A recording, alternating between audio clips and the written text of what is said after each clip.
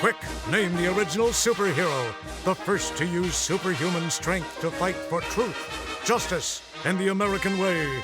It might not be the character you think. Faster than a speeding bullet. More powerful than a locomotive.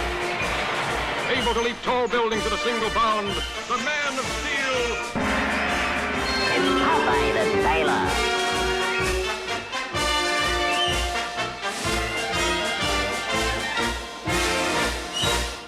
This is something only Superman can do.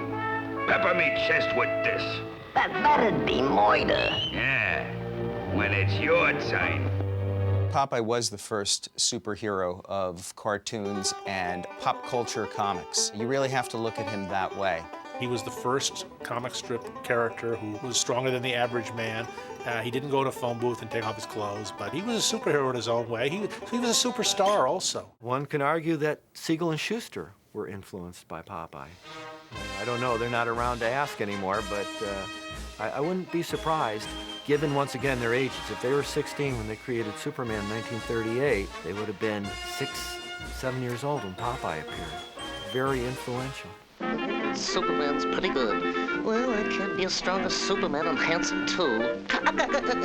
Like the entire baby boomer generation of post-World War II, I grew up as the first television generation. And when we turned on TV, there were Popeye cartoons. They were funny. They were really all about the same kind of wish fulfillment we were getting from reading Superman comics.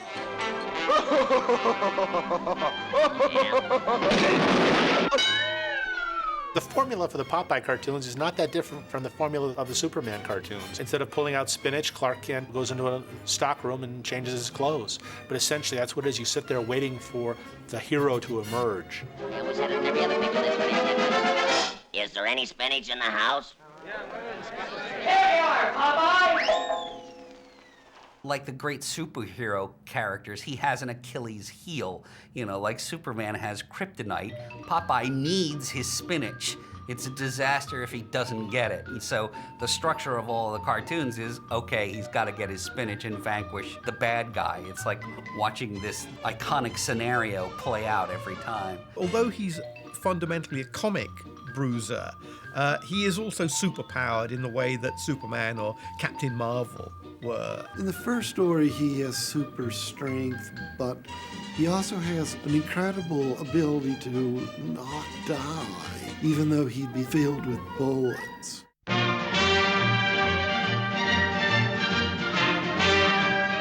I don't think people realize today how successful Superman was when he first appeared. He was as big as Star Wars or Harry Potter is today.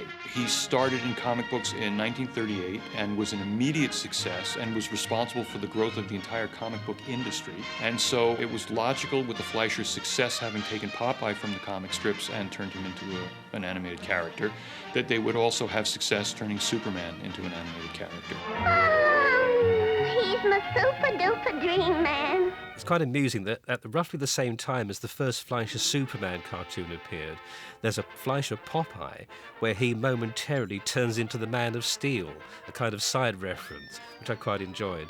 Later on in the famous period, there was one called She Six Sailors, where Bluto masquerades as Superman to try to impress Olive Oyl, and Popeye becomes a sort of superhero himself to compete with him. I was never happy with that comparison because I felt that Popeye had enough going for him not to need to bother another character's methods. Listen here, stupid man.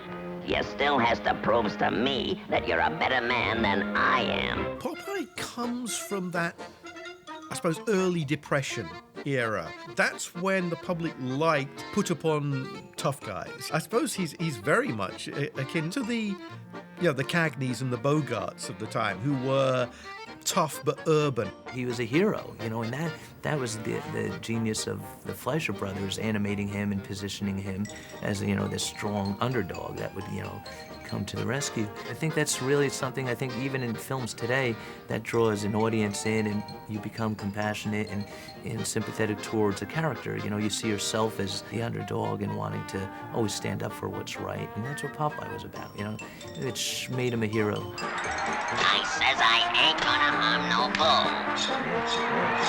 I think that the things that I've liked about the character, even to this day, are that it's a character that's an everyman.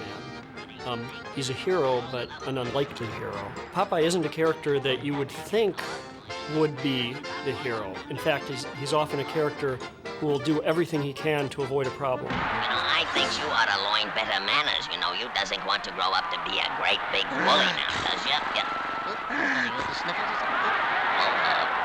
I think Popeye definitely is a precursor to the superheroes, and I think the time called out. I think people were frustrated by poor economic conditions and the fact that nothing was changing as fast as they wanted it to change. And I think Popeye was a breath of fresh air because Popeye could do what he wanted to do without anybody getting in his way. And there was, I think, a tremendous wish fulfillment for audiences in watching Popeye succeed at things. This guy was a hero. He was a superhero. And all the fantasies that a young boy would have about power and beating up the bad guys, and it was just great fare for all of us boys in particular. It's an eagle. It's a rocket. It's a meteor. It's Popeye the Sailor.